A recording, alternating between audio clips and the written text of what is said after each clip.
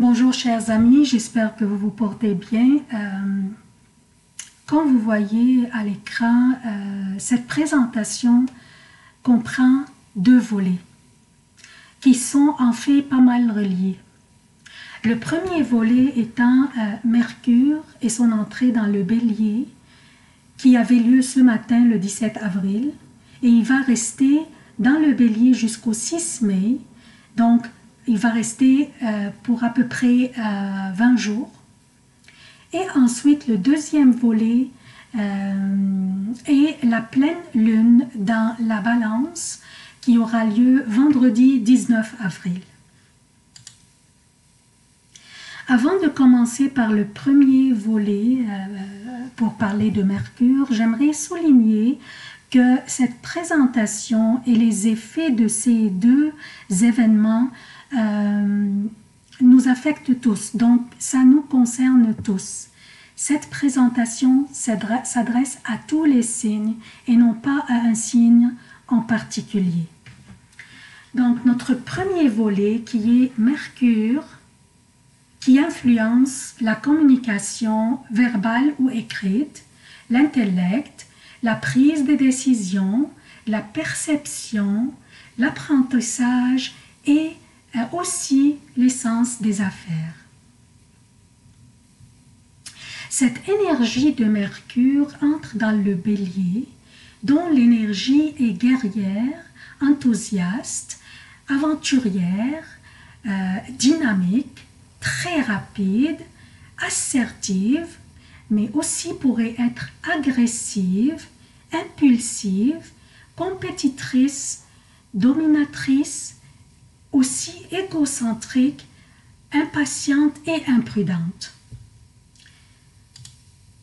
La fusion de ces deux énergies engendrera pour les prochaines semaines, d'ici le 6 mai, des communications mouvementées, expressives et extrêmement passionnées.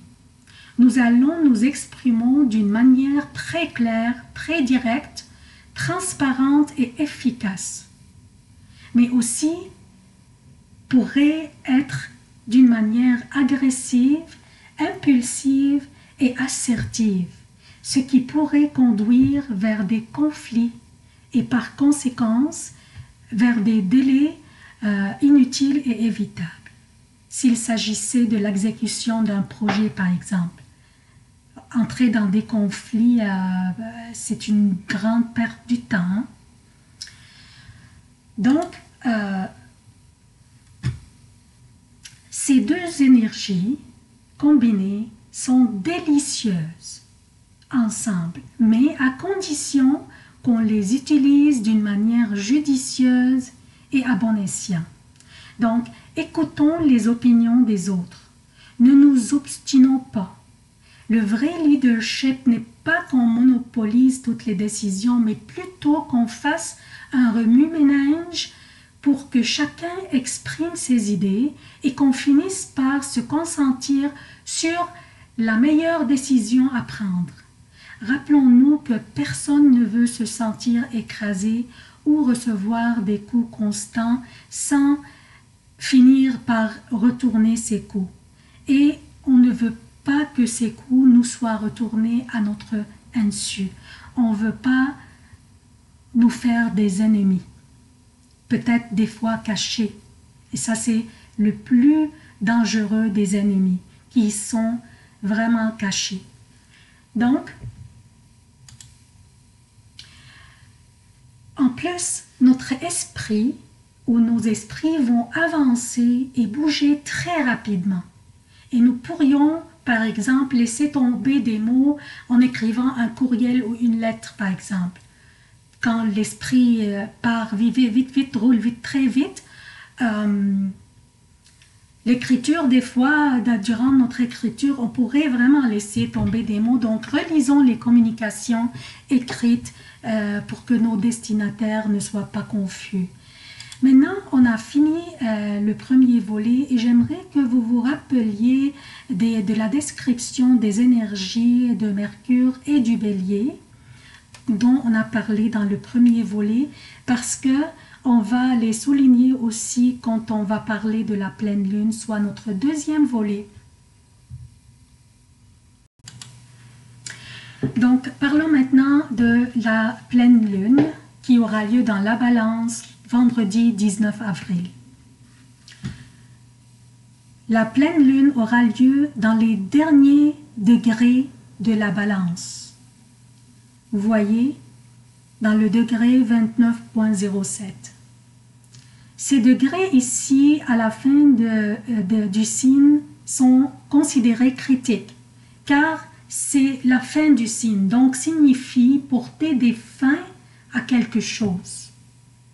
Et aussi, déjà, la pleine lune signifie la maturité ou l'accomplissement ou la clôture de quelque chose. En plus, la pleine lune dans la Balance a un rapport avec les relations, qu'elles soient personnelles ou professionnelles, et la nature des conjonctions dans le Capricorne, les conjonctions entre Saturne, Pluton et le nœud sud. Ces conjonctions ici font la lumière sur des vieux aspects dans notre vie qui ne nous servent plus et peut-être qui nous nuisent plutôt que nous servir et qui doivent être laissés aller ou éliminés de notre vie. Aussi, l'opposition du soleil à la lune, le soleil est aussi dans les derniers degrés du bélier qui est un signe cardinal, opposé bien sûr pour que la pleine lune soit produise, il faut que la lune oppose au soleil, mais la pleine lune aussi aura lieu dans les derniers degrés d'un signe cardinal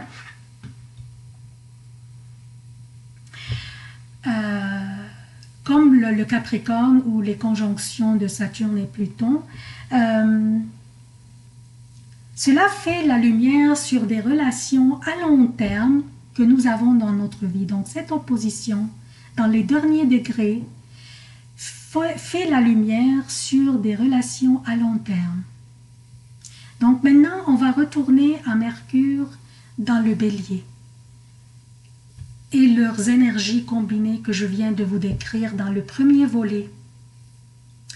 En plus, Mercure dans le Bélier est conjoint maintenant à Chiron, le guérisseur blessé ou le guérisseur de l'âme, qui se trouvait déjà dans le Bélier.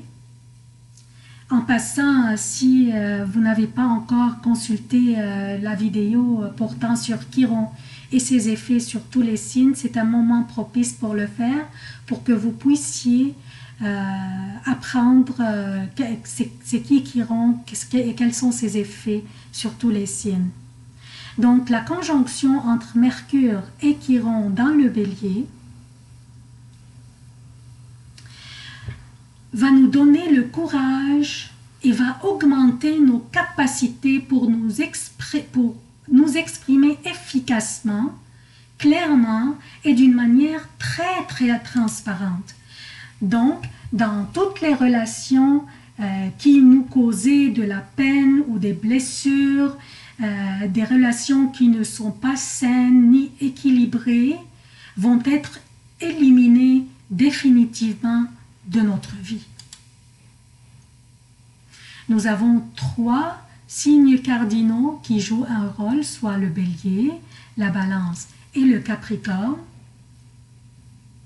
Nous avons Chiron conjoint à Mercure dans un signe cardinal courageux, audacieux et guerrier.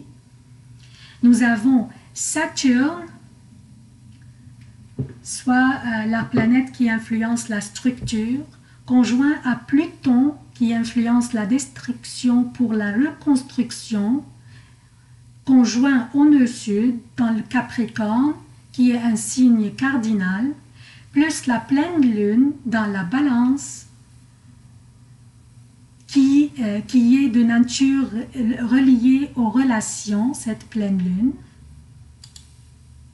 En plus de tout ça, tous ces aspects, nous avons Jupiter qui est à sa domicile en rétrogradation et faisant un carré avec Vénus, qui est présentement en exaltation dans les Poissons et qui va joindre Mercure et Chiron dans le Bélier. La rétrogradation de Jupiter déjà va nous rappeler des situations survenues dans le passé. Et ce carré sera la raison pour laquelle les relations qui sont pas saines, qui sont pas équilibrées, qui nous causent de la peine, qui nous causent des blessures, seront éliminées de notre vie.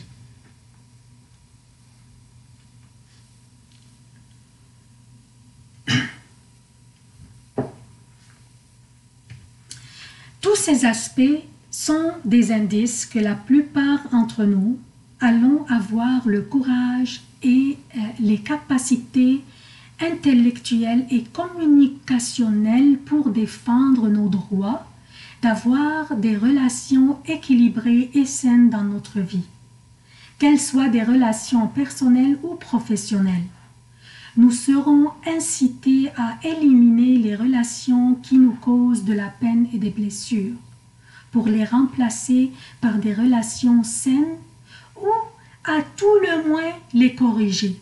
Donc, ça se peut qu'on quitte pas la personne, qu'on finisse pas la relation avec la personne si cette personne a des bonnes qualités que nous adorons. Mais on pourrait au moins corriger la relation avec cette personne. On pourrait lui dire clairement et d'une manière transparente à quel point cette personne nous cause de la peine ou nous cause des blessures.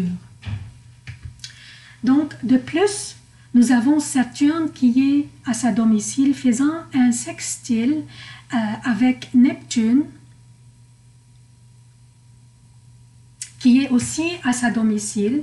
Et ce sextile va continuer pour encore un bout. Cet aspect ici, ce sextile, va participer aux autres aspects pour nous donner l'opportunité de chercher l'idéalisation dans les relations à long terme. Le lendemain de la pleine lune, le soleil va entrer dans le taureau pour faire une conjonction avec Uranus, qui se trouve déjà dans un signe gouverné par Vénus, qui se trouve dans le taureau qui est gouverné par Vénus. Cette conjonction pourrait susciter des décisions soudaines à propos de nos relations que nous pourrions prendre dans le but de retrouver notre estime de nous-mêmes et notre valeur personnelle dans la vie. Donc, ça c'est l'explication en général. J'essayais de simplifier les choses pour vous. J'espère que j'ai réussi à le faire. J'aimerais aussi souligner à la fin de la présentation que cette pleine lune dans la balance sera la dernière cette année qui va se faire ou qui va se produire dans les degrés critiques du signe, donc dans les derniers degrés. Les prochaines pleines lunes seront produites dans des degrés ordinaires. Donc c'est tout ce que j'ai pour vous. J'aimerais vous demander votre soutien de la chaîne. Abonnez-vous, activez les notifications, aimez, commentez et partagez les vidéos. Merci de votre temps, d'avoir visualisé la vidéo. À la prochaine.